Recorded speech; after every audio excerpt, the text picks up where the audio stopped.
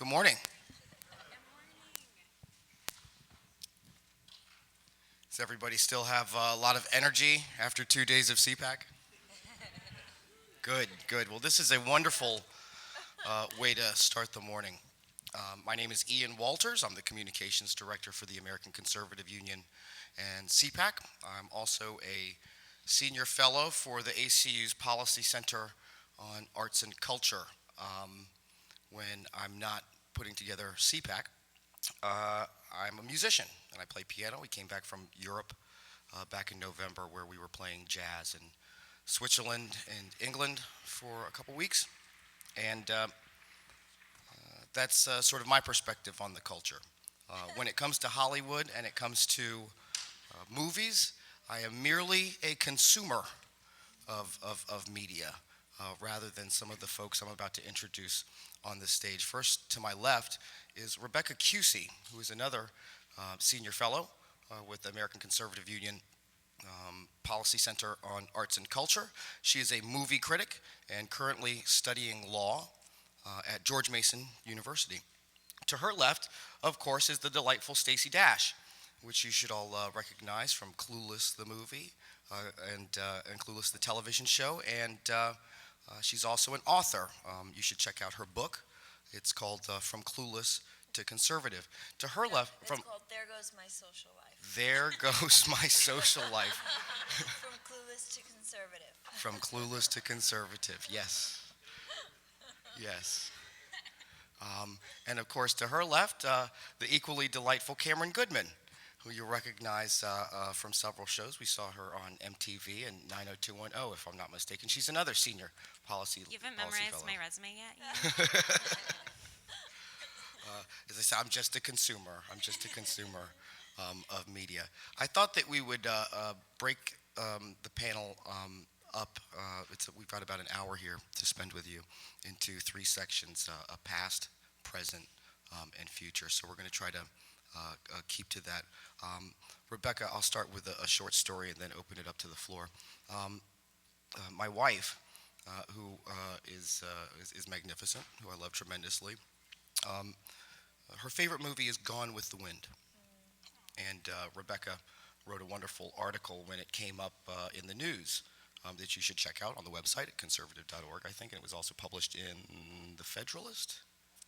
No, I think it was just on the website. conservative.org. About it was 1938 Mm-hmm. that film was made, and whether it still holds up over the course of time, given the way that the world has changed and Americans' attitude toward race relations. We had a fire at our home 2 years ago. It was the house next door. My wife was out of town. The neighbors knocked on the door. They called 911 and they said, "You've got to get out of the house now. The fire department is on the way and they're concerned that your house may ignite here." So I went outside. It was 2 a.m., caught quite off guard, wearing my skivvies, and they wouldn't allow me back into the house. And I said, "I've got nothing out here with me. So if the house burns down, I've got no social security card, no driver's license. I don't have my go bag." And I said, "I'm not going to be unprepared like that again should the river flood and I can't get back into the house." So I said, "Honey, we need to put this thing together. All of our critical items, the most important things in our lives." I said, "What do you want me to get? Is it baby pictures? Is it pictures from our wedding? Is it your mother's wedding veil that you wore on our wedding day?" And she says, "Really, all I care about is Scarlett. And it's this doll that's about this large of Scarlett O'Hara." She says, "Just get Scarlett out of the house." And I was shocked. So Scarlett sits in our living room, and the joke is wherever you're sitting in the living room, Scarlett is watching. But it is and I'd never watched Gone with the Wind before I met my wife, and she forced me to watch it, and I was pleasantly surprised. It's a great movie about the strength of women in moments of difficulty. I mean, that's sort of my thumbnail sketch, and I had no idea that that's what it was about. I thought it was a chick flick, but I'm really very happy to be joined by three equally strong women who each have a story to tell who have figured out how to compete in worlds and industries that for whether you're a minority, whether you're a woman, are often dominated by a sort of old school culture, the old boys club. And so it really is an honor to join them here on stage. I think we'll start kind of casually and go down the line here. What was the first movie, Rebecca, you can remember going to as a child?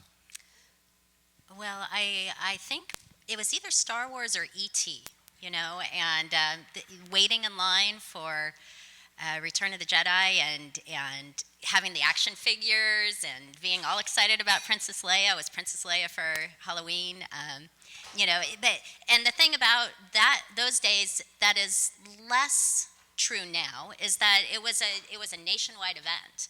Everybody went and saw that. I mean, everybody was in line. It was an event that unified us all. You talked about it. Now, Star Wars this year kind of had that effect. I think almost everybody saw it. It was one of the rare movies that brings everybody out. But I think we have that less now. I think in some ways that's good, in some ways it's bad. But I think culture is more divided. There's a lot more options, but there's also a lot less of that common ground that we all have seen the same thing. We talk about it. We talk with our coworkers. It means more opportunity for different viewpoints, but it also means that maybe the movie that you love or the TV show you love, your coworker or your neighbor hasn't seen. There is data to back this up that conservatives watch one set of television shows. I think one that conservatives like, I remember reading a couple years ago, was Criminal Minds. Uh-huh. Liberals don't watch Criminal Minds. What about Right. SVU? SVU? All the time, every day, repeatedly. I think the Democratic National Convention is an SVU. We'll get to we'll get to the politics. The Star Wars is interesting because you've got folks, parents who watched it for the first time in 1977, and now you have a whole new generation. It's that enjoys it just as much as they did, almost 40 years ago. Stacey Dash, what was the first movie that you can remember going to see? The Godfather. Number one? Yeah. Well, before that, Bruce Lee. Every Bruce Lee film, those were the first films I watched at 5 years old. I'm from the South Bronx, and so we would get on the subway and go downtown to 42nd Street, which was not what it is today, and watch all of Bruce Lee's movies. Those were my first. Enter the films. Dragon? Yeah, that's it. Enter Yeah. the Dragon and all those movies. But the first big film I saw was The Godfather. Yeah. Do you, when The Godfather comes on television, Yes. Oh, you it's still my- watch it? It's my favorite film. My favorite. I have a huge framed photograph of it behind my desk. I my have office. to ask, what do you think of Godfather 3? I don't think of it at all. It's A lot of travesty. politicians, somebody did a nice friendly package on the candidates' favorite movies, and a number of them mentioned The Godfather. Of course. Uh-huh. Oh, And yeah. there's a whole school of thought that the Godfather movies, that there's a lot to be learned and applied Absolutely. politically through the Godfather movies. Yes. When Vito snaps at Sonny, don't ever let them know what you're thinking. Uh-huh. But there certainly are political applications. A lot of wisdom in The Godfather. I tend to agree. The book especially. Yeah. Yes, Mario Puzo. Yes. Cameron, what was the first movie that you can remember going to see? I just, I wasn't able to prepare. You didn't send me this question in advance, and I think it was Hook, which is a great movie. I'm not sure it's politically charged in any direction. Is that the Robin Williams Yeah, playing exactly. Captain Hook? Yeah, it was Yeah, great. that's right. Don't get me wrong. I didn't see it. What? I missed it. Have I You've had missed? like 15 years to see it. Am I missing out? Yes. It's a fantastic movie. I have to admit, I have this terrible thing, and my wife will make fun of me. But I have a problem. I'm 38 years old. I have a problem watching animated films. I understand they're doing great things with It's not CGI. animated. It's not animated. It's not. Oh, it's not. No, Oh, it's real people. oh, it's actual people. Well, then I can watch it then. Okay. Because I like to think you watch should. people doing Yeah. things that people do. You should put it in your survivalist case with Scarlett. Well, Robin Williams was a genius. Yes, he was. That's for sure. I think the Yes. first, and this informed my politics a great deal. The first movie I can remember going to that my mother took me to was John Milius's Red Dawn.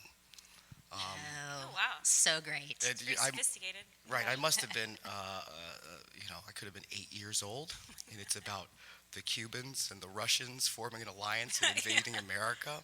And my mother wanted to send this message to me, and it was a profound. And we went in there, and her parents are Filipino.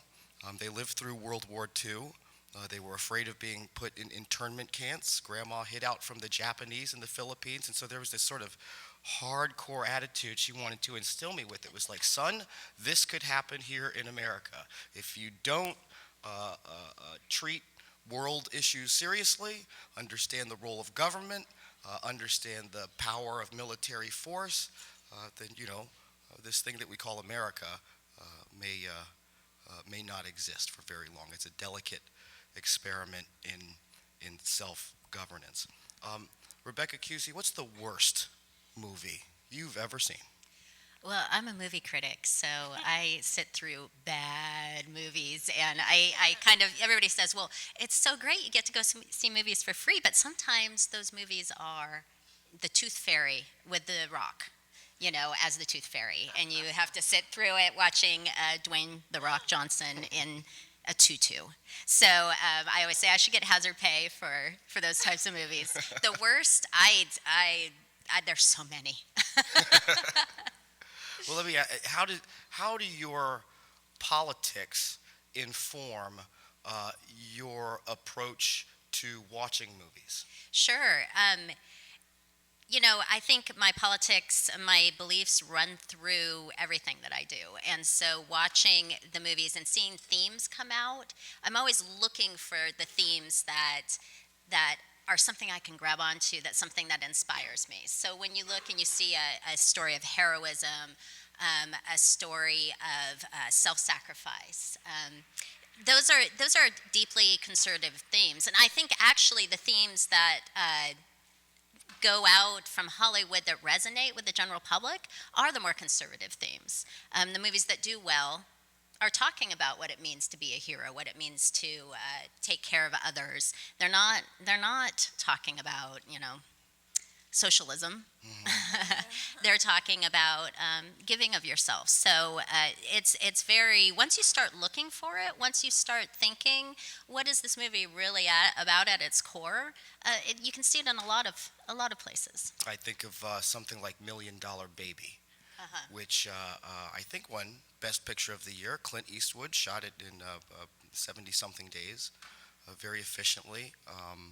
Hilary Swank played a boxer. And there were great boxing scenes. I thought it was going to be like Rocky.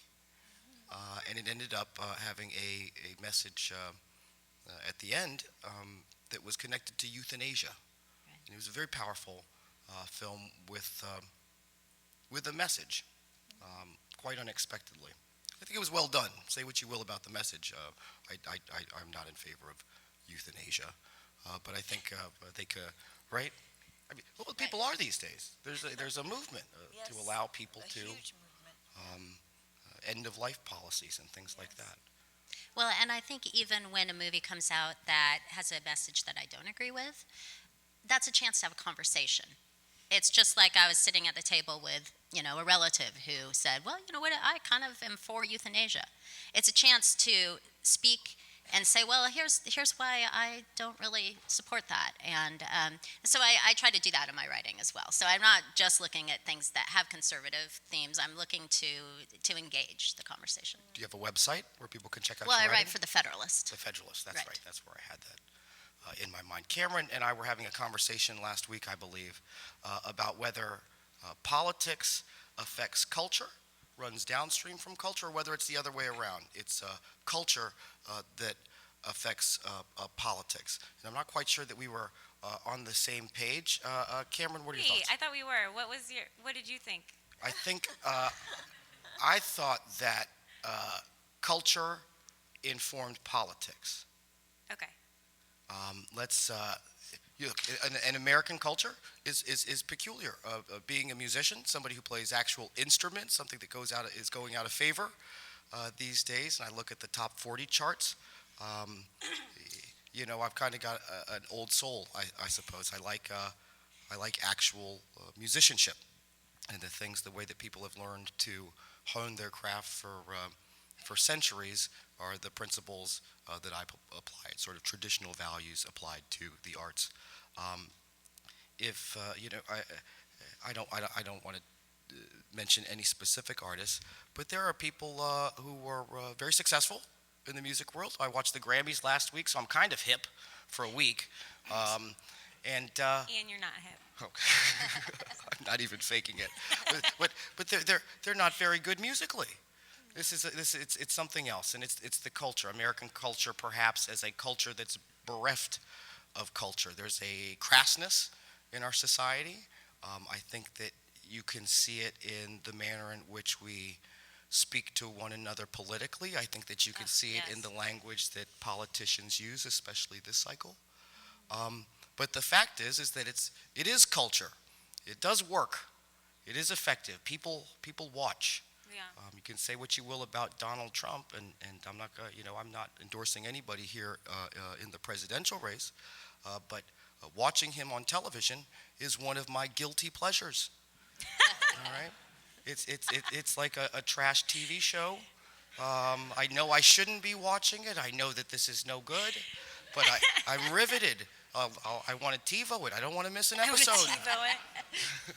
They don't do that anymore, do they? There's no more. I don't think DVR, so. is Yeah. that what it is? Just streaming. Just streaming, right. Get with the program, yeah. Your thoughts, culture, politics. So I remembered our debate slightly different, so I'm going to take it back, which, yes, I do think that culture influences politics. I think that it can't be completely the case, though, if we're using culture as a synonym for media, which I think maybe you were, because otherwise we wouldn't have Republicans, right? Because most media right now is extremely liberal. And I mean film, TV, unless you're in, and I have worked in the conservative, like homeschool film industry, which is a booming industry, but it is very isolated. If you aren't a member of that community, you probably don't know their films. They don't really circulate in national theaters. So that's kind of this own little niche market. But I do think that there must be another explanation for culture for Republicans, because while millennials might be socially more progressive, they are fiscally more conservative as a demographic. That's the 18 to 24, maybe even 30 arena. So what's explaining that? You know what I mean? And that's politics that's unexplainable if you're looking at media. And it's certainly not represented in proportion to the population. So I can't say that I can explain that, but clearly there's something else influencing the population besides media. I can explain it. That's kids care about money. It's about capitalism, and whatever might influence culture will never change capitalism. If kids want money, so they're going to do what they have to do to make money, whatever the culture is, they don't care, just as long as they're making money. But I do believe that culture does definitely influence politics, absolutely. And the Democrats know that, and that's why they're winning. How is it that the Democrats are able to, I mean, what are young people missing? Why do young people support Democrats if they understand that, look, they're not going to earn as much? They don't understand the correlation between capitalism and Republican. They don't realize that. They don't even know what capitalism is, really. They just know they want to be rich. And I think they do what they do because of what they see on TV. And right now it's, microwave everything. You can go, It's a good reference. you can be a movie star this quick. You Right. just, sing a song and hey, there you are, you're a star. Do a reality show, do a sex tape, do whatever it is, you're a star. Right. And that's what's important right now in our culture. But not in middle America. But we make them believe that that's true because that's what we put on TV. There's this momentum that I sense on what That's you're the saying. perfect word for it too. Is momentum. Yeah. Can the will the momentum stop? Are we going to keep going down this road further and Well, further? unless Or Republicans is there... start putting their money where their mouth is, yes. Well said. Yes.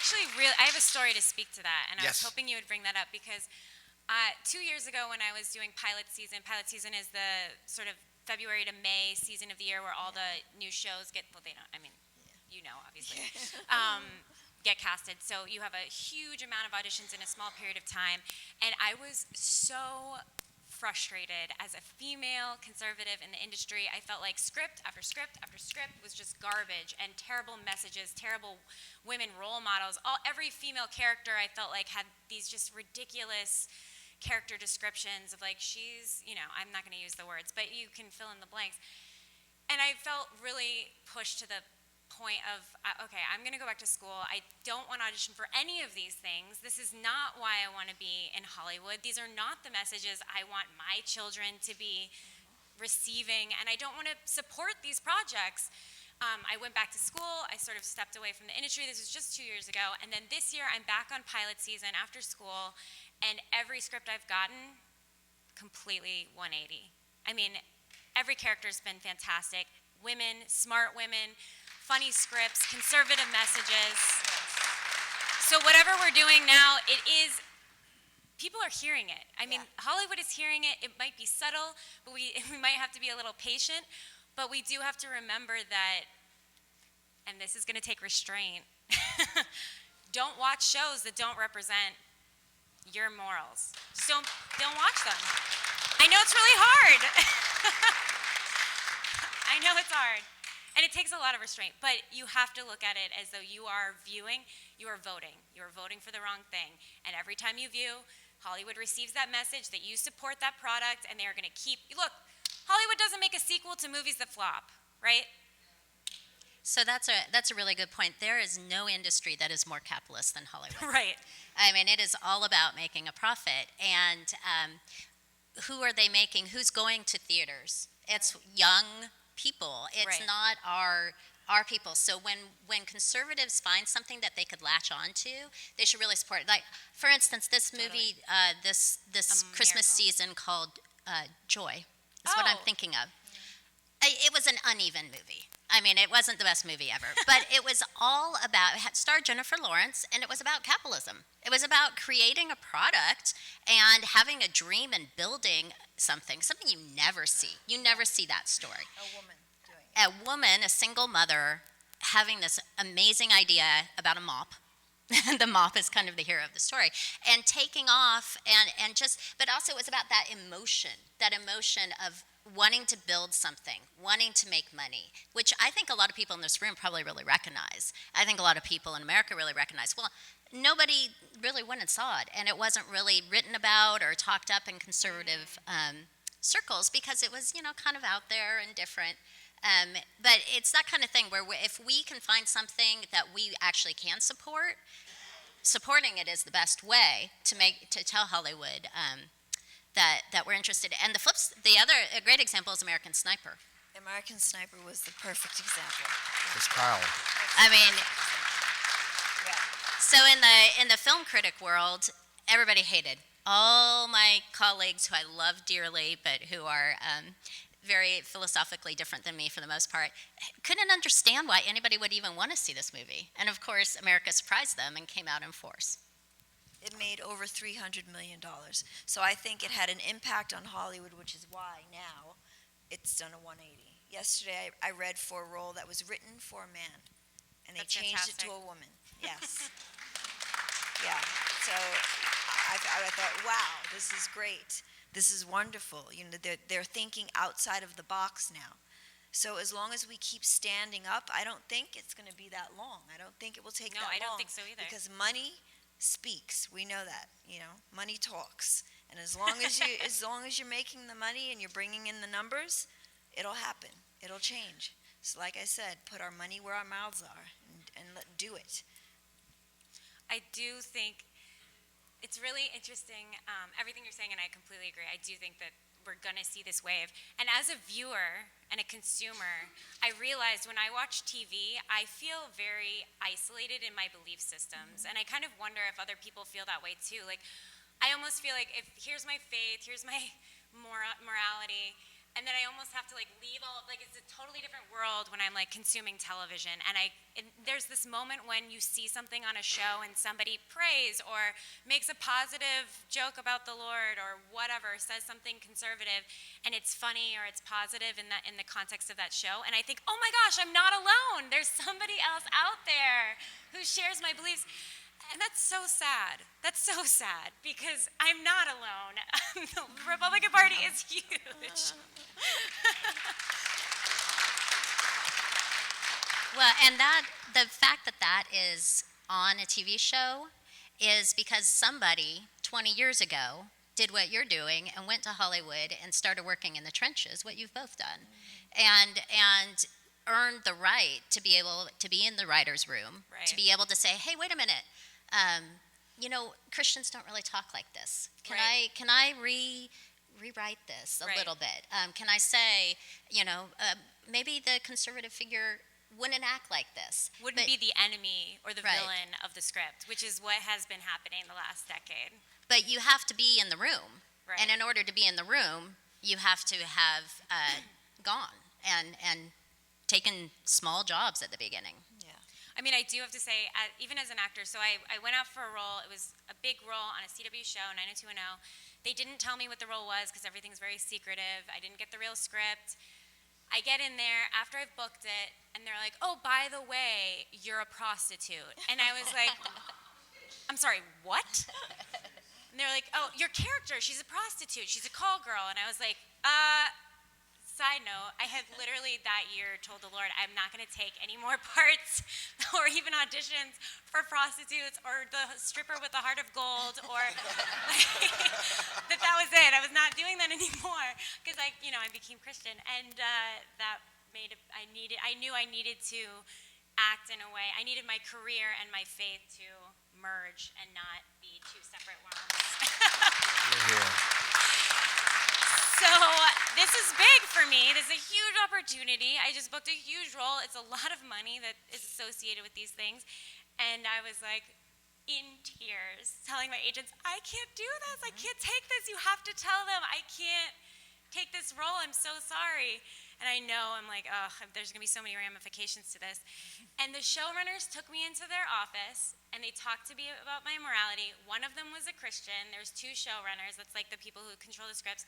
One of them was a Christian. She goes, I know exactly what you're talking about. I respect your faith. We're going to try to figure out something that takes that out. And she heard me when I told her, look, I don't want the moral of the story to become a hooker for money. I want the moral of the story to be, this is what happens when you do something bad. You have bad consequences. And that was what ended up happening. So I felt very, look, when you're bold and you stand up for your morality, sometimes you can make huge waves. Hear, hear. Well, yes, I think that's absolutely true. But I also think that we can't make the mistake of not doing films that show that we have a sense of humor, Yeah. that we make mistakes, Right. that we have redemption. In order to have redemption, you have to make mistakes. So Right. I think it's important to play the hookers and to play the prostitutes and to play the girls that might have had abortions, but to show that you feel like maybe you've made a mistake and there's redemption, because or else we're not being real. Right. We're not real. We have to be authentic. We have to deal with the reality of the world, of the rest of the world, and show that we're not judgmental, because that's what people believe. And that's true. not true. We're not. We're not judgmental. We just have a strong belief system that we want people to have, because it's the right way to think. You're here. It is. It is. It's just the right way to be. I'm by heritage, my mother's Filipino, my father's British. So my cousins and I, coming from an Asian background, often wondered what it would be like if we had to work as actors. We said, well, we could get roles as cooks. We could be the scientist. We could be, the smart guy. that the hero turns to for technological advice or something, but that there was a limiting aspect to the roles that would be available. We were not going to be the quarterback. We were not going to be the war hero. Hey, we probably end up on the enemy side if it's a war movie.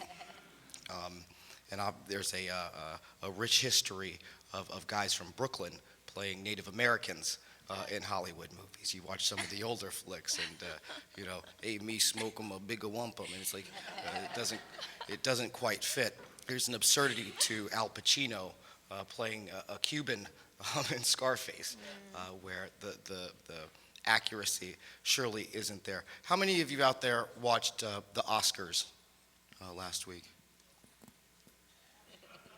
Okay. Limited viewership. I'm a movie critic, and I didn't watch it. You didn't watch it?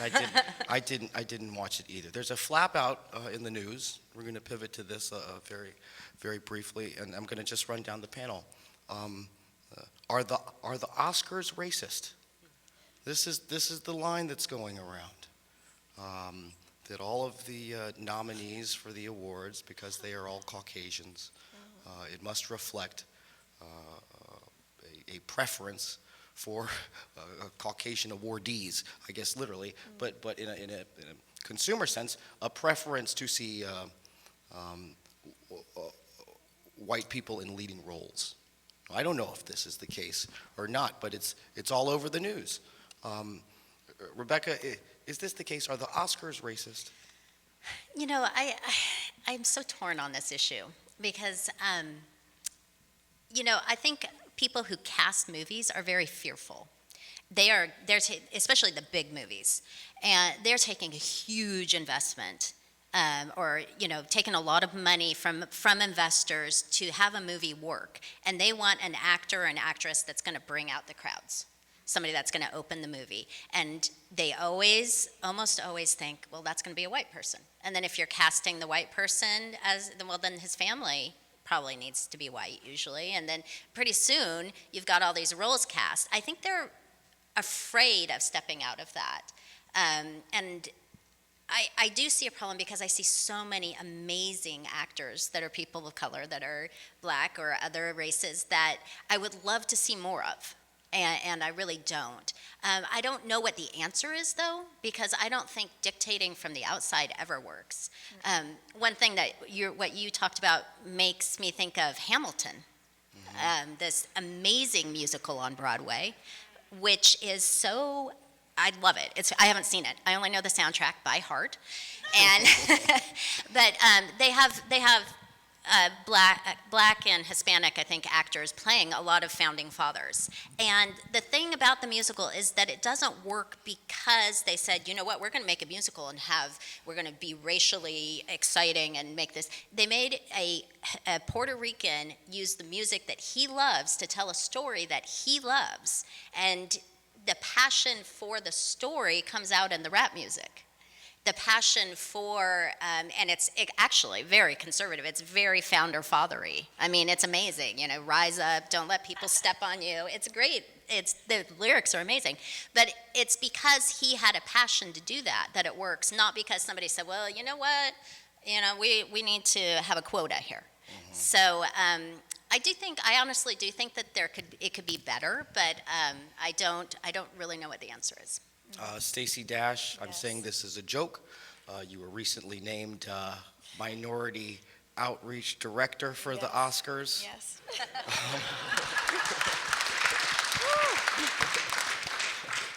Yes. I thought it was great. I watched the clip, and it seemed that a lot of people didn't understand the moment. Whether outside the room, but especially in the room. Yeah.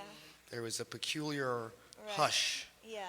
when you came Or out they on did, or stage. they Would you were just, describe that experience for people that being, don't know? the liberal elites that they are, and they were like, well, do I laugh? Do I not laugh? Will I be racist if I laugh? Will I not be racist if I laugh? Am I tolerant? Everybody tries to out-tolerate each other in LA. They've toleranced themselves out of manners. There's no more manners. It was a great experience, but I do not believe, thank you, I do not believe that the Oscars are racist. No. What I do believe is that we, as a people, black people, and people of color, have to decide if we want to be integrated or segregated. And if we want to be integrated, we need to get rid of the stereotypes and the channels like BET and all these other things that make us segregated and seem like a stereotype. Because then it seems like we can't be cast in these other diverse roles, because this is how we act and this is how people want to see us. And that's not true. So we have to get rid of that, and we have to be willing to step out and go into this world which is called America and be Americans, period. That's it. That's a good message. I can get down with that. I've heard this specific topic so many times. I've never heard anyone respond to it so eloquently. I really do think that was nailed it. I do think that if we want to have more award-winning Oscars, we need to have young kids in film school who are African American and Filipino and Native American, because it starts from the ground level. And they're really, you can attest to this, there aren't as many minorities in Hollywood as there are in the country, proportionately, as actors. It's not uncommon, of course, but it's significantly fewer. Yeah, not only that, they segregate themselves. There's black Hollywood and there's Hollywood, which is ridiculous. It has to go away. That's what I mean when I say make up your mind. Either you want to be integrated or you want to be segregated. And if you want to do this, then don't complain. What do you... It's okay to clap. What do you think of Spike Lee's films? Not much? Stacey Dash? My mother always taught me if you don't have anything nice to say, don't say anything at all.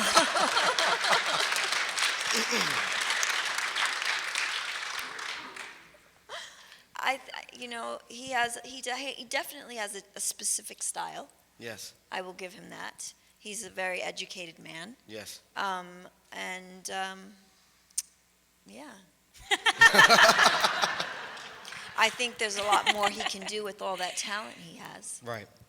Rebecca, have you ever written any critiques of any of Spike's films? I don't have a real strong opinion. I think they've kind of haven't hit me very hard. Mm-hmm.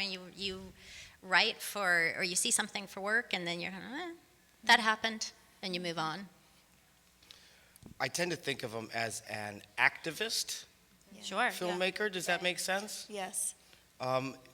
Do you consider yourself, Cameron and Stacey, activist actors? I don't know if I'm an activist actress. I think I'm an American actress. Hear, hear. That's what I am. I've never used that term before, but I certainly am outspoken. Hear, hear.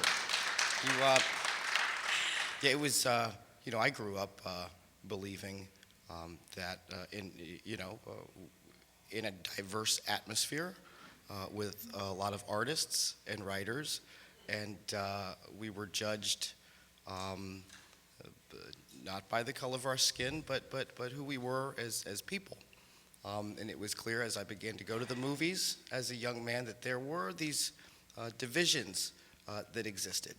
I think of who did Tom Wolfe's work, author, Bonfire of the Vanities, where he does address class, culture, divisions, and those things that divide Americans. But I grew up thinking that this was the last best chance for freedom on the planet Earth, and in order to do so, that meant that there was a real equality under the law here in America. It's peculiar that it doesn't affect the culture so much, that folks have figured out, as Rebecca pointed, how to generate revenue off of dividing people into different camps. That's well put. Very well put. I would say, movies are a big example, but music is very, very, obviously very diverse. And Broadway is pretty diverse. So I think maybe it's the fact that people are scared Yes. that their movie is going to bomb. And there are these, if you think of it as a Venn diagram, the different genres in music, there are these moments where they connect. I grew up listening to a lot of hip-hop music. My wife listens to a lot of contemporary country, which I enjoy because I love my wife. That's quite a mix. But, there's a lot of commonality about what vehicle you drive. It's either my truck or my Benz. It's your outfit. It's my hat. It's my lid. I've got to have, the right clothes.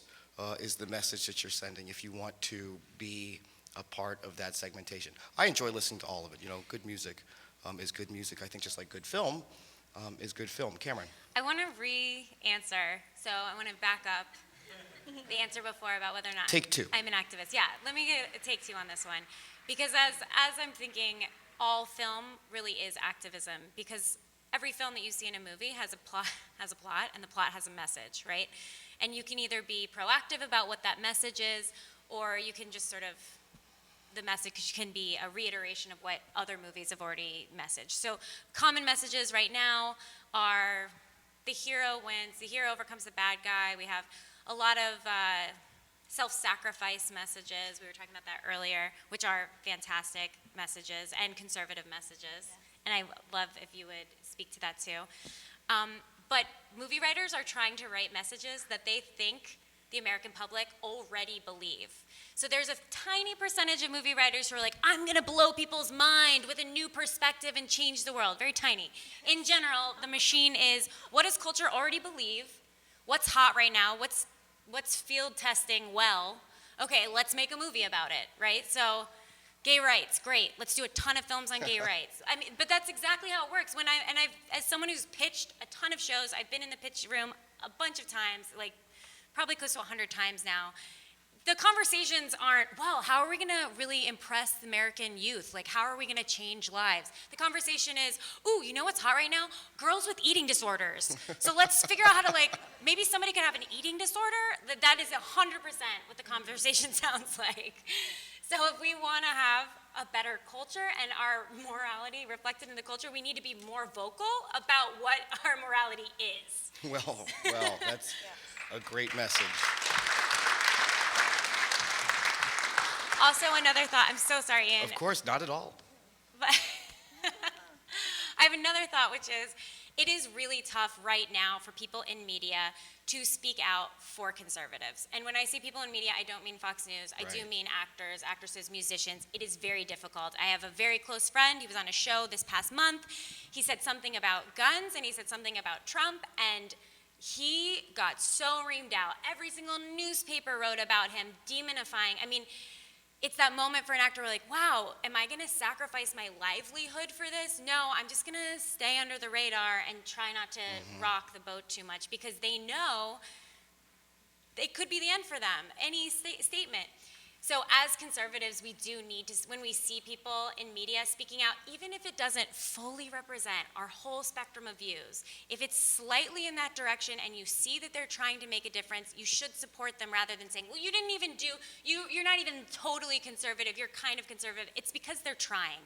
And I'm telling you as somebody inside, even that tiny little step is a step in the right direction for us. So don't look at it as an all or nothing. They need to be completely conservative in their outs. They are trying to push the boundaries on what is acceptable in culture, and those tiny steps are going to get us there.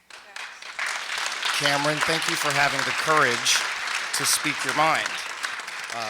Thank you for having the courage to speak your mind. There is clearly a price to be paid for some folks. Somebody who got their start here at CPAC, I talked to him before anybody knew who he was Andrew Breitbart. And he would always... He's a good friend to CPAC. And what he would always say is, once you learn how to have the courage to speak your mind, you will one, find out who your friends are. Yeah. It'll affect your social life. You may very well lose a number of them. But at the same time, you will inspire and motivate others to do the same and to have that same courage to speak their mind, as so many folks here are. And remember, I'll add that one of the great things about this event is one of the themes is that you're not alone in your viewpoints, and that it is important to talk There are about so many Hollywood your conservatives. morality. Stacey Dash, or Rebecca, did you have one more? Oh, I was just going to say, I think the problem comes when we lead with message instead of with story. Yeah, I think you have to absolutely. lead with emotion, because that's really what art touches. Yes. It touches something kind of deeper than the brain. Yes. And so if we lead with, well, I'm going to have a conservative message instead of, I really want to touch people, then that falls flat. So that's the other side of the coin. It still has to be a good film. It has to be a Listen, good story. It has right. to be a good song, has to be a good film, has to be something that people actually want to go see. It either works or it doesn't. It connects or it doesn't. I think it was E.M. Forrester who said, only connect.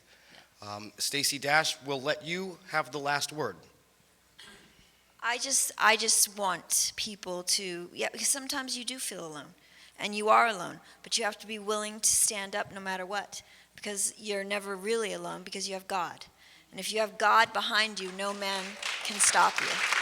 So, and we are a people who have God on our side. So, no, stand up and be vocal. Stop being in the closet. I want conservatives to come out of the closet. Please. Here, here. On that note, ladies and gentlemen, thank you so much. Please, a nice round of applause for Cameron Goodman, Stacey Dash, and Rebecca Cusey. We hope you're having a good time here at CPAC 2016. Thank you so much.